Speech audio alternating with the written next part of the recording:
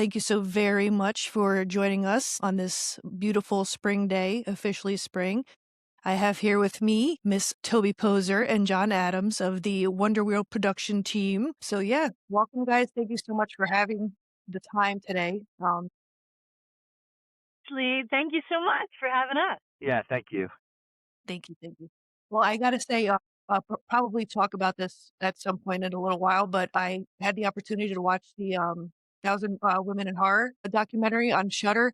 Fantastic. Right on. Well, that's so cool. I appreciate your checking it out, and yeah, it was such an honor to be invited amongst that incredible group of women. I loved the doc. No, it was fabulous. I was like blown away because, well, clearly I have a lot of stuff to be watching, but I was just blown away, and it's because horror tends to be a male dominated field. You know what I mean? But there's so many women behind such great films and writers, etc. It's a beautiful thing. It's a beautiful thing.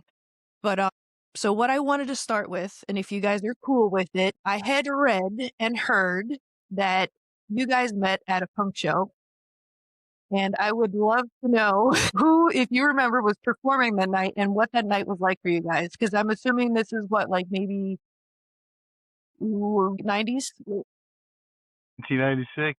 Hey, yeah. It's funny because, well, the most important part of that night, obviously, wasn't the band. It was that I had bought a ticket with my friend and I was walking up the steps to the Irving Plaza, and which is a place that I'd seen Black Flag and DOA and lots of great bands. And I was walking up the steps and I turned around. I don't even know why. And in walks three people, and one of them is Toby. And I was like, I was like stunned. And I said to my friend, I was like, wow, look at that woman. And he was like, oh, I know her. Do you want me to introduce you? And I was like, no, no, oh my fucking God, no. I was like, suddenly froze. But he did introduce us, and I was the general not like, I don't know, Toby can explain. I'm not very good with people, but everything worked out. The band of the night was the Bogmen. Yeah, and we were our mutual friend was the brother of the bass players, and yeah, I eventually just fell in love with John's awkwardness because he really was that way. Like I just felt this heat coming off of him at my back. I literally had to turn around and I said, "Can you see over me?" Obviously, he can see over me. He's 6 inches taller than I am, at least, maybe 8 inches taller, and because I'm not good at math. And but it was just like I felt this like heat coming off the guy. And then he had our friend invite me to his band's gig like maybe a week later. And I went and I was like, he's kinda cool. And that was the beginning. That's so awesome. You literally met the girl at the rock show. I know, like, right, exactly. It was, oh yeah, that was a great night. I can just remember it perfectly. And then I got arrested that night too. So there was a whole lot of Shit, shit that came out of life. Fun never ends. man. That's I can only imagine, especially like the punk scene at that time. I mean, I'm younger than being able to experience that portion, but my brother was in a hardcore band, and I'm in Jersey actually, so I'm like right outside of the city. So yeah, so I was a little delinquent going into the city when I told my parents I was going to my friend's house, like, just hopping on the PATH train type situation. So I love that whole scene. I love it. Yeah, Jersey had a great scene. My band used to play a ton down at the Brighton Bar, at Asbury Park, the Saint, and then there was just such a great scene out of New Jersey. Jersey had great bands, including like one of the best hardcore bands of the 80s. When I grew up in the 80s going to hardcore shows, was a band called Adrenaline Overdrive, AOD. And then there was another one called US Chaos. So were fun hardcore bands. Wonderful. So your love started at a punk show, and where did was there like a pivotal moment between you guys, or like a moment where you're like, you know what? Fuck it, we should start creating together. Was there ever a moment like that, or did it happen did it organically happen? Did it was there like anything specific where it was like, you know what, it's time? Well, we both were kind of doing our own creative things. When I met John, I was on a soap opera. which was so different from who I am. Like I played this glamour puss. She was kind of a bad girl, which is really fun. If you're on a soap, it's fun being the bad girl. Um, and I had to put on fake nails, and it's like pure joy doing that. And then John was in bands. His band at the time was Banana for Zero, and then BFZ, and then at that era, and then he was on. Then we had kids, and we moved to Los Angeles, and I was hitting 40, and my acting career had just kind of tanked. John Because kept. Hollywood's stupid. I You don't wholeheartedly understand agree. the immense beauty of women over like 26. Well, John was cool. He kept saying, Toby, why don't we like write our own stuff? Why don't you just take the bull by the horns? And we all did. So we set off. It was actually meant to be a really dark ghost western. The kids were 6 and 11 at the time, and we kind of took off for a year in an RV setting out to make a film. It ended up not being a dark ghost western. It became our first drama, which was a very human and dark undertones, but it wasn't really a genre film. We kind of did a few dramas to get our to get ready to kind of enter the world where we really wanted to specifically do like horror films. But we just fell in love that first year. So that's awesome. That's awesome. I aspire to that. My husband and I have been together for 6 years. We're gonna get to those years. I know it. I do. Yeah, don't ever. It's not the saying "Don't mix business with pleasure" was came up with by some moron. Always mix business and pleasure. Yeah, business can be pleasant. Yeah, exactly. Absolutely, absolutely, and I feel like you guys are both so talented that I mean, there's obviously, like, there may be creative differences, but I can't see it becoming like an argument, more so like, "All right, cool, so let's put a pin in this and let's go with this direction." Yeah, we learned really early. Arguments just burn time where you could be having fun. So, and we're very lucky because we shoot on digital, and we have our own schedule because we're just working with either the two girls or the two of us. If somebody really has a strong opinion, if two people have a strong opinion that differ with each other, we just shoot it two ways. Or even three. Like Yeah, Zelda was yeah. When around Zelda's directing around, with three us. ways, and Three things. Lulu, four ways. You just do it because it's a lot easier just to do it than to argue about it. Right. Yeah, and in the end, you really want to serve the story, so you have to kind of like allow these, you know, sometimes it's kind of like staggered footing until you really find what that story is, but you got to try everything, and in the end, really, the story is God. So let Or it be. That's dog, whichever you believe in. I must admit I did a deep dive into your, film catalog, and I absolutely love Knucklejack. That's Thank one of my you. faves. That was I think well, beyond the fact that the story is awesome, and especially 'cause, like, I really resonate with the John, your character being an alcoholic, because 'cause I'm actually sober, freshly sober. I'll be celebrating 2 years in August, you know what I mean? So, like That's not that fresh. You're doing great. That's Thank amazing. I love thank you. that. So I just, like I really resonated with that. I was like, "You know what?" I'm like, it sucks because you see all these pieces of a character and you're like, "That's a real thing." And, like, making decisions and then having to become the responsible party for a little one, which we know that Zelda, but, like, as far as that story was concerned, was your niece. That was beautiful. And then, yeah, I mean, I could gush about your movies all day long if I wanted to. No, that's really nice. Our movies are always documentaries about us, and that was I needed to talk about my drug and alcohol addictions, and that was a movie where we talked about them. I noticed that there's a theme, what I see actually, a theme within your films, and that's vulnerability. I feel like Great. each of your films, there's someone that you're like, all right, so this person it has is being vulnerable, or this person has it's almost like I don't know, like a double-edged sword, double-sided coin, if you want to call it, where like there's vulnerability and there's strength. You know what I mean? More so with jump to to Mother of Flies, I've listened to so many podcasts and watched so many interviews of you guys discussing the vulnerability behind cancer.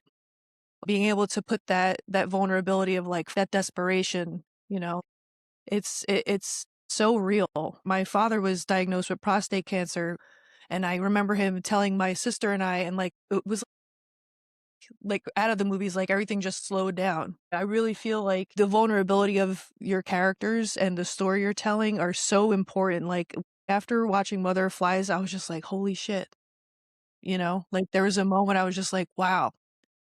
Like my heart hurt a little bit. Sorry. No, absolutely. We make movies because we're having a conversation with you, and you're having a conversation with us, and we need to have this conversation with you because we are vulnerable, and it helps to have your companionship. Because when we make this movie and you talk to us, we understand the thread of all of our humanity, and we feel the companionship and the compassion of all of that humanity. And so that's what we love about being in the horror community, and that's what we love about talking to you is, human companionship in this great human experience is really important.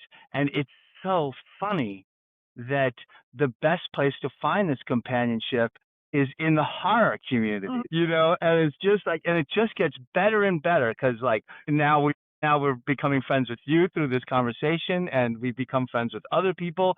And as the world does what the world does, it's great to be here with people like you. It's true. Well, it's such a and it's so funny too. I'm sure you'll relate to this. Sometimes people will look down on horror with a judgmental eye, like, they don't have the brain, or there's no humanity. But no, horror is where all the humanity is, and the people within the community are the most loving, intelligent, and fun, and you know, family oriented people. I mean, it's such a gift to be nestled in with people who love these kind of films, like you and everyone we meet at the festivals. It's in that what is horror if not like how you react to that vulnerability through like fear, the fear of loss, fear of dying, fear of the world fucking like caving in on us. I don't know, all the electricity going out. It's like built upon vulnerability, and we just love it. But it's also built on fight. Every vulnerability. Yeah, well, that's so the fun. response to it. Yeah. But the crux of it is like, how how much are you ripping my heart and my brain out? That's and yeah, that was beautifully said, by the way. I want to just let that sink in because it is true. And going back to the irony behind the horror community being some of the kindest and I feel like most welcoming, open-minded, you know what I mean? I feel like there's so many different types of person in the horror community, but they're all kind. Like at the root, everybody's very, very kind. So I think that's a fantastic thing. But actually, speaking of horror, what were your like first memories with horror? Like, was there like a specific movie that you're like scared the shit out of you when you were little, or like was there certain something that like piqued your interest at a young age? There was something called Creature Double Feature, which was on Sundays. They would just show like double features on like whatever channel it was.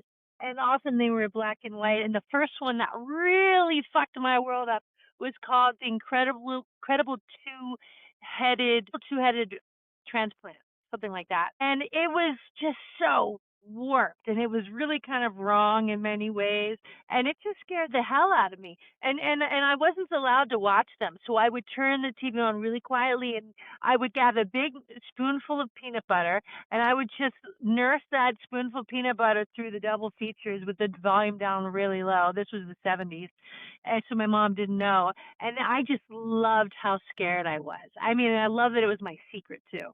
Mine was something in New York State. We had Channel 7 was one of the channels we watched, and they had Monster Week in the middle of the winter, and it got dark around 4 o'clock. And so you'd come home from school, you'd go sledding, and then you'd go and get to watch Monster Week.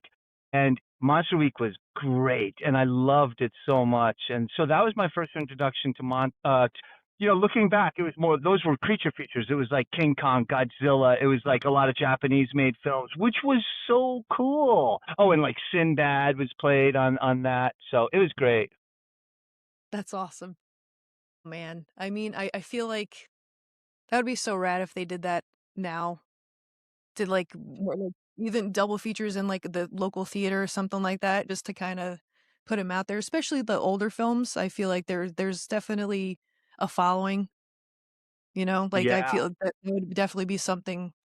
Who do I need to talk to make this happen? That I notice is and some theaters, like I'll travel far to this one art house in Rosendale, New York, just to see these double features. And someone is there. They've got like an octogenarian woman who's composing, who's scoring it on the piano live as she's watching. And I saw this in Berlin recently. This awesome like prog rock band that my friend Sarah Neidorf and her band played in Berlin, and they were scoring two silent films, Meshes of the Afternoon and The Seashell and the Clergyman. And one's from 1928, the other's from like 1948. This is one of my favorite things to do. And I know you're starting to see more of that. And I love these old films getting their due, but bringing them into kind of modern times. In this case, it was like a rock score, prog rock score over them. That's one of my favorite things. Prog rock score over an early silent film. That sounds amazing. Let's do it.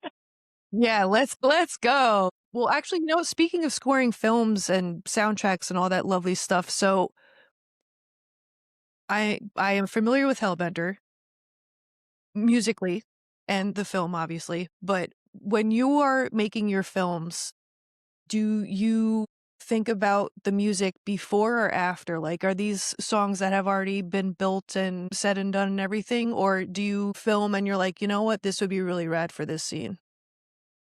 That's a great question, and mostly what happens is as soon as the family comes up with a movie idea, we also start writing music together to kind of begin to capture the tone, generally before we film. And it's fun to kind of talk about, well, what tone should this be? So we'll listen to like some doom rock, and it'll be like, that's not quite going to work with this. And then we'll settle on something, and we'll just start writing a shit ton of songs. And in that kind of like realm, in that kind of tone. But as we continue to make movies, no, that's really the way it's staying. I was gonna say we've changed a little, but we really haven't. That's really what we do. Like we're doing a movie right now called The Glorious Dead, and now we have like 40 something songs that are definitely like super chunked out and heavy because it works so well with the theme of the movie. Slow dirge, like kind of doom rock worked with Where the Devil Roams, and with Mother of Flies, we had more of a kind of alternative, a little bit more like I would call it like more almost semi-acoustic alternative because it just worked better because there was an emotional aspect to Mother of Flies that we wanted to bring out, and I think it worked well. I really loved writing the music for that. And also, we think of music as a great way to not have dialogue because music already sells a certain feeling in your heart, but it also lyrically, you can put in, uh, like, you can take away an 8-minute scene with a 30-second song just by the lyric. No, absolutely. Yeah. That's oh man. That's really cool to know the innards of that. That's really, really neat because that like that like I mean, I'm a little bit of an audiophile, so like there's always a piece of me wondering how they choose this song or like was this written specifically for this? No, to know that there's like the happy that's so fucking cool. That is so cool. Now like when I go back and rewatch I'm like, aha. All right, all right. Yeah, it's so fun. We love it. You had mentioned Where the Devil Roams. So I have a couple questions regarding that movie. And maybe I should have looked this up beforehand, but it's I would rather hear it from you guys. The beginning poem story, where did that come from?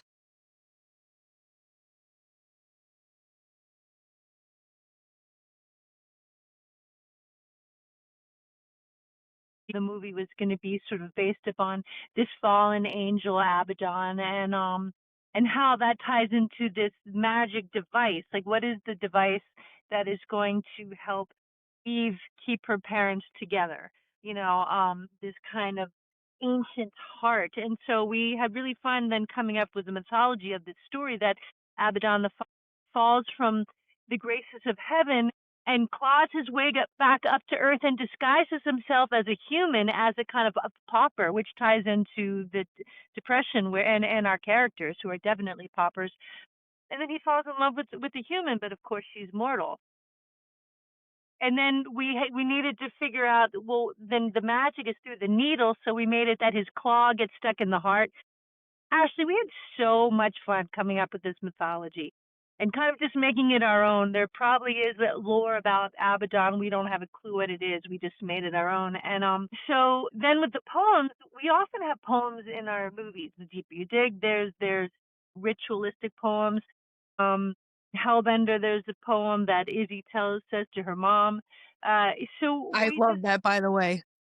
it's just fun, kind of like John was saying about music. It's just sort of another element, like media element we can slide in that kind of breaks things up and gives the movie texture. It's just, I mean, the cinematography in your movies is breathtaking. The environment that you film in, breathtaking. And then you have these like beautiful poems that belong in books and stories that people should be reading on top of everything else. And you're just like, this is like a immersive experience. If I could say again, I got to give a compliment out to the horror community, because we realized once we started making horror movies what a great, like, open-minded, like, the horror community likes a poem as long as it means something. They don't mind a movie being shot on an iPhone, like, as long as you're being genuine in your storytelling and you're talking about something that you believe in. The horror community is such a great, like, audience. They are artistically open-minded, so we're allowed to put poems in, and that's so fun. And sometimes it's not people's cup of tea. Like, Oh yeah, yeah. Someone you have to laugh at these things. Someone wrote in some review that the poetry in Motherfly sounded like it came out of like a bad feminist like poetry night. I was like, yeah.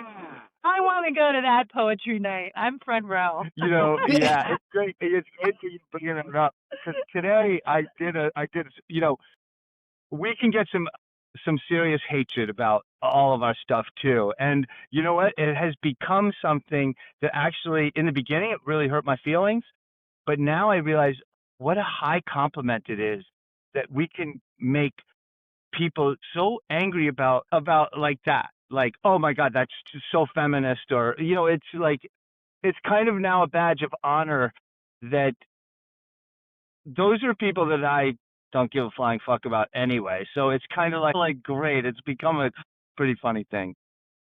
I mean, for what it's worth, those same, like, yes, it's not their cup of tea, but they still took the time out to watch, and they're still either way, they're still bringing light to the Yeah. project. They're like, all right, cool. I appreciate you. Your opinion kind of sucks, but As an artist, as anyone who's creating, you can't let yourself get tripped up on that kind of stuff, because you don't want it to plant like a poison seed in you. You got to create the story that's your authentic story, and it's not going to be everyone's taste, and you don't want to play it safe anyway. And also, we started this out with punk rock. One thing that changed my life was my first punk show was Black Flag and the Meat Puppets. And the Meat Puppets played before Black Flag. And it was in New York, and they came out, and the New York punks hated the Meat Puppets, throwing beer cans at them, spitting on them, fights breaking out. And the Meat Puppets didn't give a shit, and they just kept playing and just pushing everybody's buttons. And I remember sitting in the crowd. It was the first punk show I'd ever seen, and I was like, I love these guys. Like, this is amazing. So it was a great way for artists to set up, the beauty of people just completely disapproving of you, and it just making you more energetic. you're doing something right. Like, you there's it if it was for everyone, I feel like it would take away the I don't know, what makes it special. Like, ideally, yeah, it would be, "Oh, cool," everybody likes it, but also, like, then yeah, it just wouldn't I feel like it would lose its sparkle in a sense, because the people that really do appreciate what you're doing, myself being one of those people, do, and we vocalize it. You're winning shit tons of awards, like, there's so much positive feedback on what you guys are doing that let the haters hate. They have to have something to do with themselves, Yeah, Yeah, we're with I'm you on feeling that. that. right? But it's alright. It's all good. We love all the haters. Do you feel that as a family sometimes, like, your daughters kind of feel not so much, like, the negativity from those haters? Like, do you feel that they're, like, more resilient because having grown up in a creative family, do you find, like, their resilience is kind of shines more so than, I would say, someone that hasn't been in the creative environment from a very young age? Yeah, definitely. Well, our goal as a family, and it's not it just as a family, is for have to have your kids who are your friends and your equal, just to stand up for good human values. And both the girls have been raised in lots of different kinds of communities because we've traveled a lot and we've been to a lot of different kinds of communities. And the running theme of our family and our girls is just stand up for good values and don't ever bend to pressure. And that doesn't and that's and they both have always been like that. One of them's a little more vocal and will confront any kind of misstep, and the other one is very quiet and takes note but continues to walk forward. And that's the same thing is true with our art. Like when people attack us, we're not, honestly, we're not here to make anybody angry. Like generally, we know that if someone's attacking us, it's more about them. We're just here telling our story, and we're very careful not to attack anybody, like, because that's not good. And so the girls do that, and I think together as the four of us, like when we're in festivals or out in public or getting interviewed or anything like that, anytime there's any kind of negativity, I think we'll all just stick up for the beauty of humanity and everybody's right to be who they are. And the girls are great at that. And they're also coming from a younger generation that they teach us stuff. Like I was raised in the 70s, and then the 80s I was a teenager, and like the amount that the world has changed. I would say that the girls teach me probably more than I teach the girls, because they are evolving at a much more beautiful pace than I evolved. And so they're teaching me all the time. I love their generation. Their generation is so wise. Incredibly wise, and I mean, everything that you just said about them, I feel that they were raised right. Every all the values that you've instilled in them, they're able to use them and, I mean, I guess ascertain when and when not to use them. What's the right thing to do ultimately, That's the way I interpret that is like, do the right thing. And I feel that that goes a very, very long way, and it's especially for the younger generation right now, there's a lot of crazy shit going on. So if they're able to just to keep their chin up and be the person that I feel nobody wants to be a bad person, but to actively try to be a good person and do the right thing, I think is just the key. I think you guys are doing a great job. And even with just the, having passed on the creative bug, I think that's really, really neat too. Cause just for example, cinematography wise, I know that Zelda has been very active and behind the camera, and I think that is so neat. Um, Especially having watching mom and dad. Like, "Oh, I watch mom and dad do this, and I get to do this with mom and dad." And now I'm like, "Alright, so now I'm gonna, flex my muscles in a sense." From what we've been seeing, she's doing a damn good job. So, like, that's a really awesome thing. What's really cool is that Zelda has we've been learning next to Zelda the same time she's been learning next to us. I mean, she was 6 years old in 2010 when we made our first film, Rumble Strips. I've been just in awe of how she's she's always loved it. From the second she kind of got behind the camera, she had a curiosity. And Lulu is great too. Like Lulu's our stunt woman. When we need something shot in a storm on a cliff, Lulu's the one who will climb up that cliff and shoot it in the storm.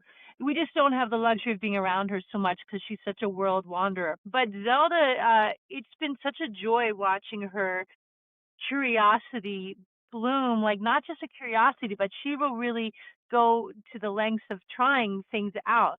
And then we're now she's doing dark room classes, you know, with film, and it's just going to be fun to see how that evolves. But she really has. We've been learning next to her, and I will have an idea for something, and I'll say, Zelda, I don't know how to do that. Will you just and I'll will you try to get this for me, you know? And it's a joy. Zelda and Lulu, if you're listening or watching, I hope you know that your parents love you very much. You know this.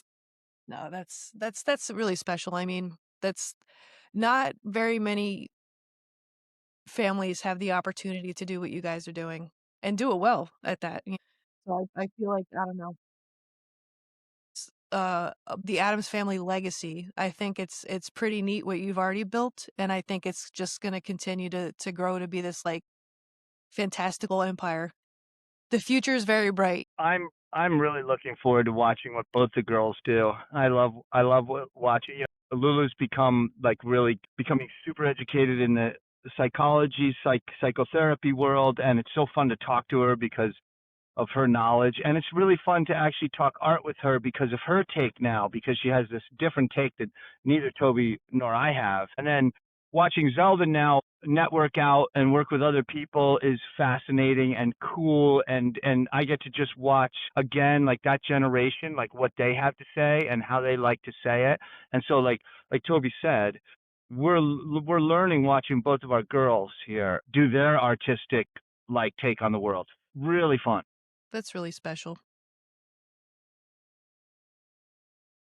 It's beautiful for us working with friends as well. The film we're shooting right now has mostly non-professional people in it who are just wonderful. And they have that local feel we want. It's a small town movie, and they capture it better than anyone. And they're also just such a delight to be around. So when you're like, it's fun with your family and it's fun with your friends, just making stuff. Like people who are just gung ho and I guess people and who are willing to get dirty for you and get cold. You know, it has been a brutal winter and they've all like stuck it out with us. It's like, and to share that and then with the final product of the film and then going to festivals and watching it, it's like the coolest thing. It's like better than getting ice cream with your friends.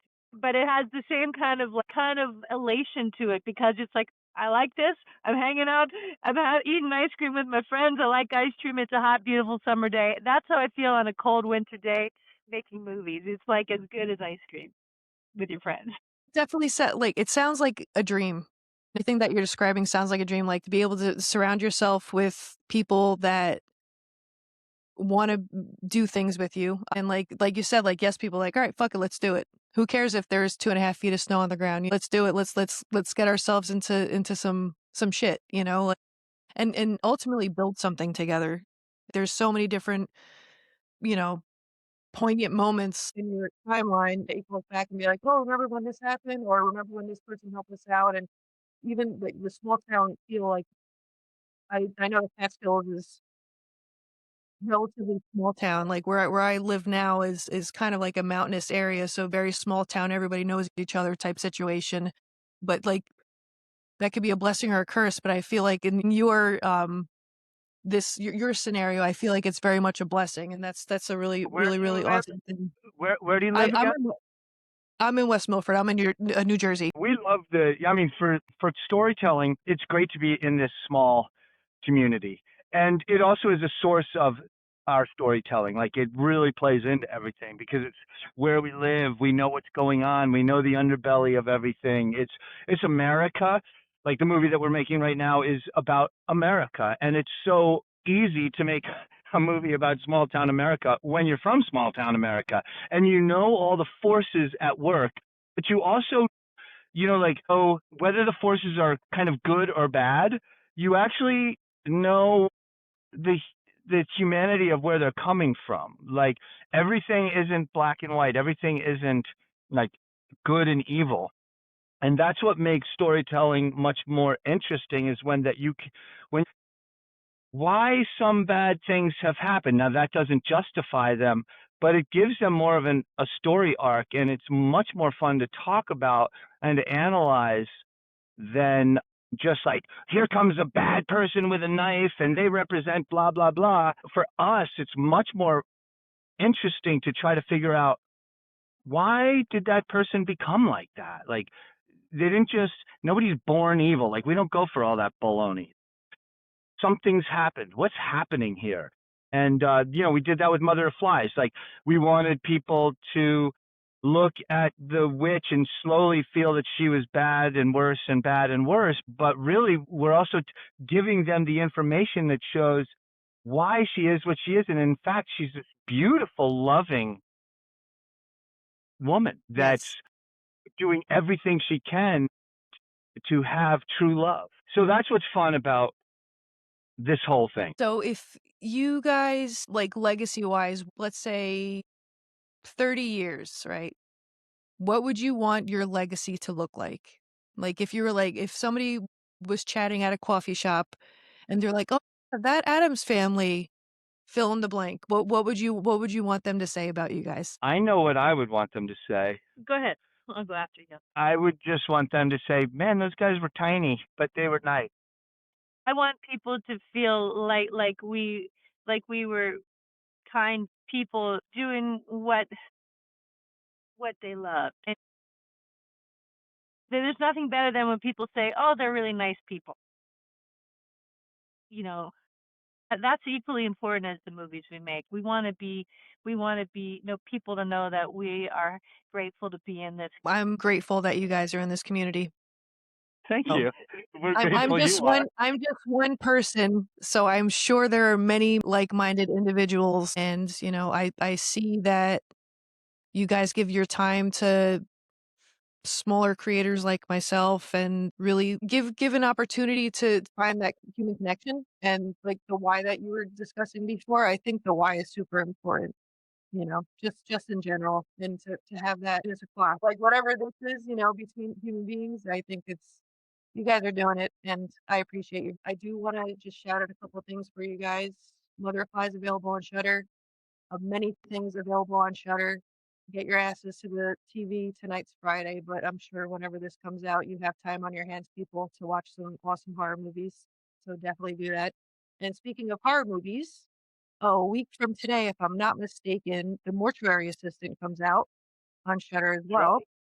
Yes. So John makes a little appearance in that movie. But Yeah. thank you guys very much for your time. I really appreciate you. I appreciate you giving me quite a chunk of time. I know that there's a lot going on. I know that you're finishing up the film, and yeah, thank you so much. This was great. Yeah, Thank please. you so much. I hope you'll have us back. Because we really enjoyed talking to you. And you're in New Jersey, so on the next one, we might have to get you up here and kill you. I'm in. I'm in there like swimmer.